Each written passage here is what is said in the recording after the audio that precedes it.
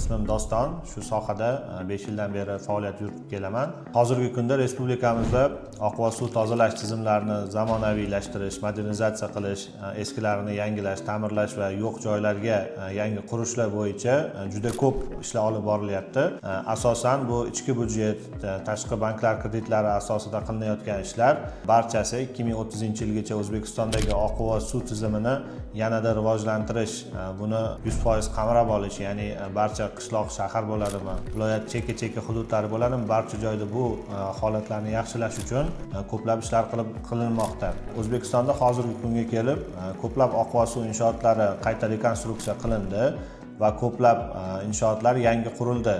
Masalan, ko'plab viloyatlar markazlari, tumanlarda yoki kichik qishloqchalarda lokal va katta bo'lgan oqova suv inshootlari qurildi.